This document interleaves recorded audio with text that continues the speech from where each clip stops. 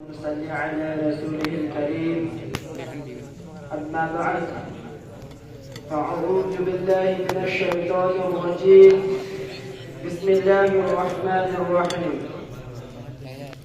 إن الله لا يغفر أن يشرك به ويغفر ما دون ذلك لمن يشاء، ومن يشرك بالله فقد ضل ضلالا بعيدا. وقال النبي صلى الله عليه وسلم: من أحدث في أمرنا هذا ما ليس منه فهو رد، أو كما قال عليه الصلاة والسلام. خلاف پیمبر کا صحرا گزیر، خلاف پیمبر کا صحرا گزیر کہ ہرگز بمنزل نہ خواہد رسید. محترم بزرگوں اور دوستوں، آج کی اس محفل میں اور آج کی اس مسابقہ خطابت میں میرا موضوع سخن بریلوی حضرات ہے، جو دین کے لباس اوڑھ کر اسلام کی جڑوں کو کھوکھلا کرنا چاہتے ہیں. آپ صلی اللہ علیہ وسلم کو مسند کن فیکون پر بٹھا کر خدائی اختیارات سونپ رہے ہیں.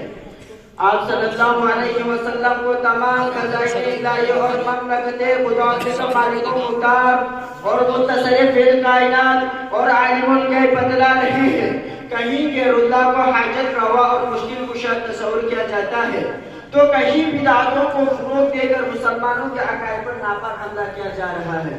اور بعض بدبختوں نے تو آپ صلی اللہ علیہ وسلم کو بعینہ خدا بنا کر یہاں تک کہہ دیا ہے وہی جو مستوی عرش تھا خدا ہو کر اتر پڑا ہے مدینہ میں مصطفیٰ ہو کر. اور کسی نے یہ بھی کہا اللہ کے پلے میں وحدت کی سوا کیا ہے، لینا ہے ہمیں جو کچھ دے لیں گے محمد سے.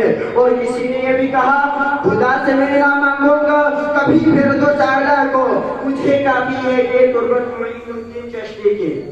دوستو، میں حیران ہوں، پریشان ہوں آج کی اس مختصر سلسلہ سے اس باطل فرقہ کی جن تین خرابیوں اور خرافات کا تذکرہ کروں، ان کے باطل عقائد و نظریات کو بیان کروں، یا معاشرہ میں پھیلی ہوئی بدعات و خرافات کو بیان کروں، نور و بشر کے مسئلہ سامنے رکھوں، یا ندائے غیر اللہ پر روشنی ڈالوں، یا متصرف الکائنات کا مسئلہ بیان کروں، یا غیر اللہ کے حاجت روا اور مشکل کشا ہونے کو بیان کروں.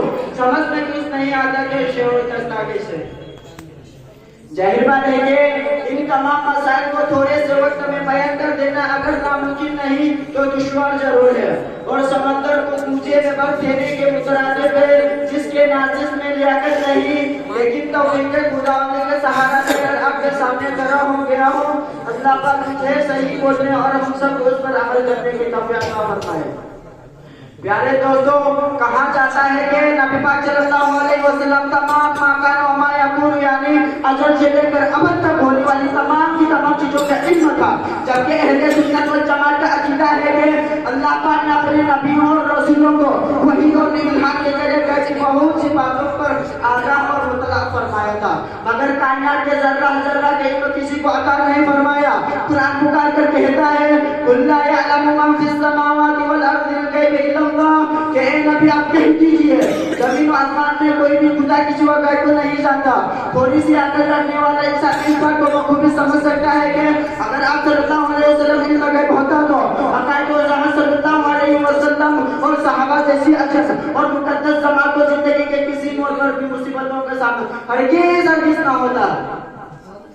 کہا جاتا ہے کہ نبی پاک صلی اللہ علیہ وسلم مختار کل تھے، یعنی حضور صلی اللہ علیہ وسلم ہر قسم کی حاجت کو پورا کر سکتے ہیں. دنیا و آخرت کی سب مرادیں حضور صلی اللہ علیہ وسلم کے اختیار میں ہے.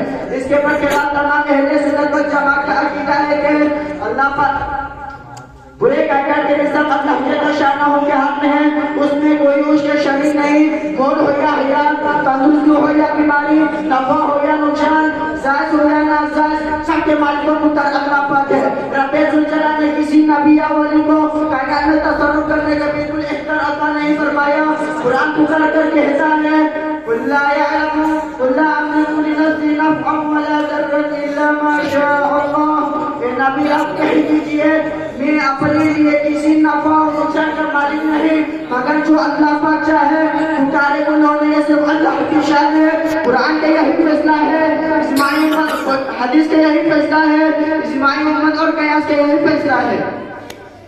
محترم دوستوں، اس فتنہ بریلویہ نے بہت سی مسلمانوں کو شرک و بدعت کی دلدل میں پھنسا دیا ہے، جبکہ آپ صلی اللہ علیہ وسلم نے فرما دیا من احدث فی امرنا ھذا ما لیس منہ فہو رد، کہ جس نے ہمارے اس دین و مذہب سے دین سے ہٹ کر کوئی بات پیدا کی تو وہ مردود اور ناقابل قبول ہے۔ لیکن عجیب و غریب بدعت و رسومات پیدا کر دی ہے۔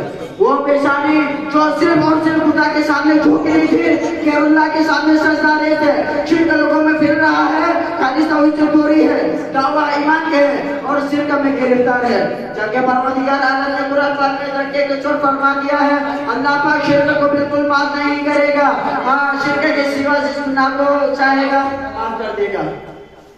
میں اپنی تقریر میں اسی پر ختم کرنا چاہتا ہوں۔ مصاحب نمبر 18 عبدالوالد